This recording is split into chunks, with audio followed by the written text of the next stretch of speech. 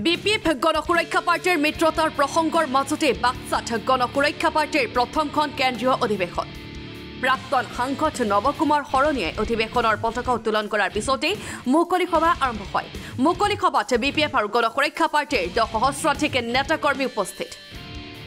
আজিৰে বিশাল অধিৱেশনৰ পৰা দুয়োটা মিত্ৰ দলে আৰম্ভ কৰিছে নিৰ্বাচনী ৰণদংকা। বিটিচি নিৰ্বাচনত মিত্ৰ দলে 30খন আসন লাভ কৰি বিটিচি গঠন কৰিব বুলি হুংকাৰ দিছে নৱকুমাৰ শৰণী। বিটিচি চৰকাৰ যদি বিপিএফৰ লগত মিলি গঠন কৰিব নোৱাৰে তেন্তে নৱকুমাৰ শৰণীয়ে ৰাজনৈতিক জন ত্যাগ কৰিব বুলি মন্তব্য কৰে। বিপিএফৰ মুৰব্বী হাগ্ৰামা মহিলাৰী বিটিচি প্ৰধান হ'ব বুলি মন্তব্য কৰিছে নৱকুমাৰ শৰণী। আজিৰ এই সভাত বহিৰাজ্যৰ গণসুৰক্ষা পাৰ্টিৰ কেইবাজনো নেতা উপস্থিত থাকে।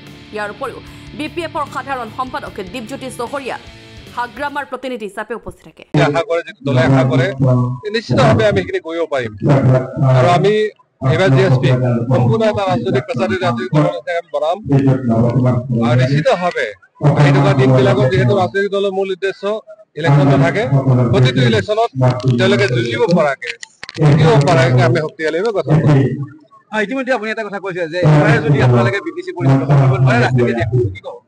নিশ্চিতভাৱে মই যোৱাবাৰ কৈছিলো আমাৰ দেৱজিৎ আপুনি জানে মনসত আমি কৈছিলো যদি আমি চৰকাৰ বনাবলৈ আমি ৰাজনীতি নকৰো, তেতিয়া কিন্তু আমি এটা হোৱাৰ পিছত চৰকাৰ বনাইছিলো। এইবাৰ নিশ্চিতভাৱে কৈছো যে এইবাৰ যদি চৰকাৰ বনাব নোৱাৰো, এইবাৰ জিএসপি আৰু বিপিএফ চৰকাৰ হ'ব এইটো কোনো সন্দেহ নাই। আৰু নোৱাৰো সম্পূৰ্ণ দায়িত্ব লৈ আমি দলৰ সভাপতি লৈ ৰাজনীতিৰ পৰা বাধা কৰিম।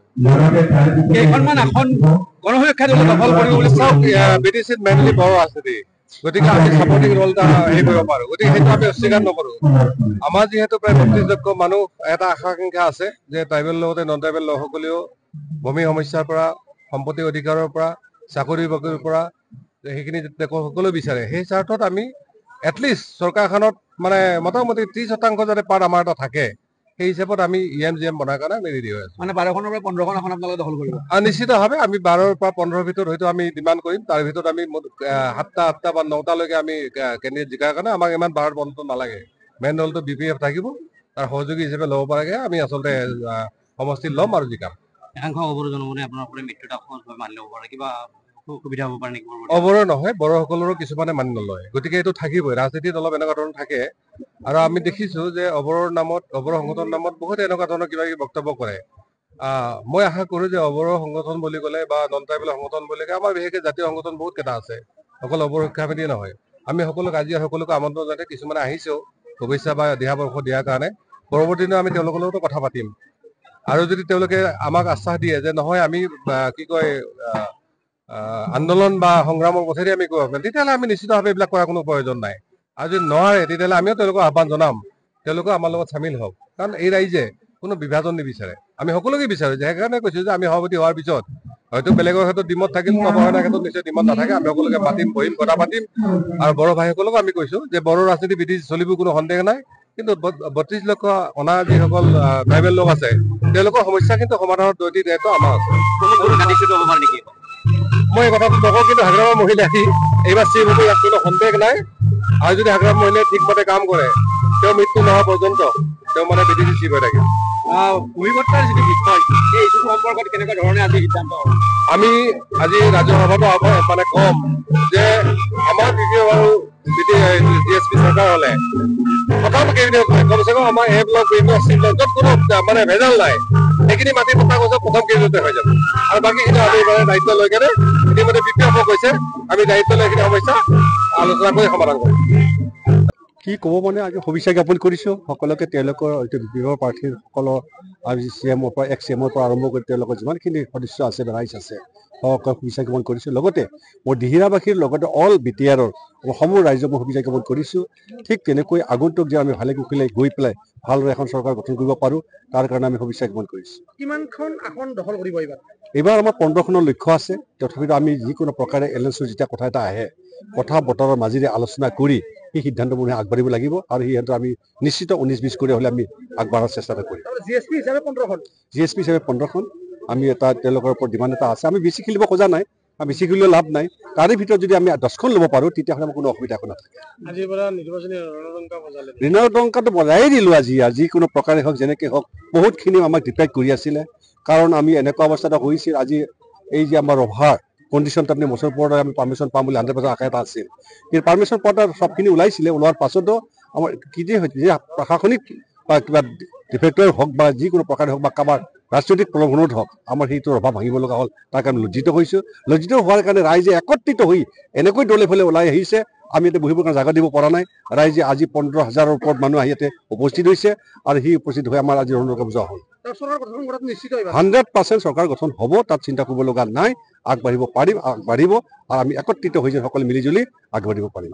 বিজেপি আৰু ইউপিৰ কোনো প্ৰত্যাহ্বান নহয় আপোনালোকৰ? আমি কাকো এইবিলাক ক'ব নাযাওঁ। সকলো ৰাজনৈতিক দলবিলাক নিজা নিজা দল আছে, তেওঁলোকে কিমানখিনি শক্তি প্ৰদৰ্শন কৰিব পাৰে তেওঁলোকৰ ওপৰত ডিপেণ্ডেণ্ট। বিজেপিয়ে হওক বা ইউ পি পিলে হওক তেওঁলোকৰ নিজৰ ওপৰত নিৰ্ভৰ। কিন্তু আমি জানো যে GSPৰ লগতে আমাৰ BPFৰ যিদিনা আজি কথা বতৰা চলি আছে, সেই মৰ্মে আমি নিশ্চিতভাৱে চৰকাৰ গঠন কৰা হ'ব বুলি মই আশা এটা কৰিছোঁ। তেওঁলোকৰ এজন ছেক্ৰেটাৰী এজন আহিছে, তেখেতৰ আমাৰ হাগ্ৰামা মহিলা যি প্ৰতিনিধি পঠাইছিলে, তেখেতে লেটাৰ এখন দিছে, লেটাৰখন পাঠ কৰি ৰাইজক শুনাইছে। ৰাইজক শুনোৱাৰ পাছত আমি সেই মৰ্মে এটা ভাষণ দি পেলাই এই প্ৰতিশ্ৰুতিবদ্ধ হৈছে। আপোনালোকৰ মিত্ৰতাই বিৰোধী কম্পমান হৈছে নেকি? বিৰোধী কম্পমানটো হ'বই স্বাভাৱিক। এতিয়া এনেকুৱা অৱস্থাটো হৈছে, কি হ'ব কি নহ'ব আগন্তুক আৰু এই চৰকাৰখনত কি হ'ব কি নহ'ব কোনেও ক'ব পৰা কণ্ডিশ্যন নাই। আজি আমাৰ গণসুৰক্ষা পাৰ্টিটো আমাৰ মূলত আঞ্চলিক দল আৰু আমাৰ BPFও আঞ্চলিক দল। আৰু আজি প্ৰথম এইখন অধিৱেশন আৰু এই অধিৱেশনখনত এগৰাকী আঞ্চলিক দলৰ সভাপতিক গণসুৰক্ষা পাৰ্টিয়ে নিমন্ত্ৰণ জনাইছিল হাগ্ৰামা মহিলাৰী ছাৰক, আৰু ছাৰৰ শাৰীৰিক অসুস্থৰ বাবে আহিব নোৱাৰিলে, যাৰ বাবে প্ৰতিনিধি হিচাপে আমাক পঠিয়াইছে। আৰু আমি গণসুৰক্ষা পাৰ্টিৰ সকলো দলীয় নেতা কৰ্মীলৈ BPF দলৰ শুভেচ্ছা বাণী লৈ আমি ইয়াত আজি উপস্থিত হৈছিলোঁ। এতিয়াতো এইটো বহুত আছে, প্ৰাৰম্ভিক পৰ্যায়তে আছে আৰু আপোনালোকে গোটেইখিনি গম পায়ে আছে যে গণসুৰক্ষা পাৰ্টিৰ সভাপতি নৱকুমাৰ শৰণীয়া ডাঙৰীয়াই মুকলি আহ্বান জনাইছে আৰু আমাৰ BPF দলেও সঁহাৰি আগবঢ়াইছে। আৰু ইতিমধ্যে ক'ব নোৱাৰি, কিন্তু একলাইনি আলোচনা হৈ গৈছে আৰু আমি আশাবাদী যে খুব ভাল এটা ওলাব, ৰিজাল্ট ওলাব। এতিয়া আমি ক'ব পৰা অৱস্থাত নাই, খুব সোনকালে জনাম আপোনালোক। হয়, আলোচনা চলিছে, জনাম আপোনালোক। অলপ সময় অপেক্ষা কৰক, আমি আপোনালোক জনাম। এইটো খুব পজিটিভ সঁহাৰি, ভাল সঁহাৰি আগবঢ়াইছে, যাৰ বাবে তেখেতে আহিব নোৱাৰিলে যদি আমাক পঠিয়াইছে প্ৰতিনিধি হিচাপে, সেইখিনি আমালৈ কৰিছে। নিশ্চিতভাৱে UPPLৰ যিখিনি তেওঁলোকৰ মিছা প্ৰতিশ্ৰুতিৰে এখন চুক্তিৰ জৰিয়তে ৰাইজক যে আভুৱা ভৰাইলে আৰু এই 5 বছৰ তেওঁলোকে কেৱল মানুহক মাজত ঠগ প্ৰবঞ্চনাৰে লুণ্ঠন কৰিলে, তাক এইবাৰ ৰাইজে যোগ্য প্ৰত্যুত্তৰ আগবঢ়াব। এইবাৰ হাগ্ৰামা মহিলাৰী নেতৃত্বত BPFৰ চৰকাৰ হ'ব, গণসুৰক্ষা পাৰ্টি সহযোগী হিচাপে থাকিব।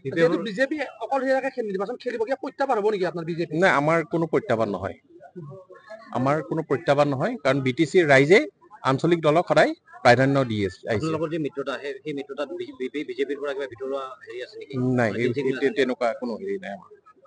Bureau' report, Anthony ফৰাছা।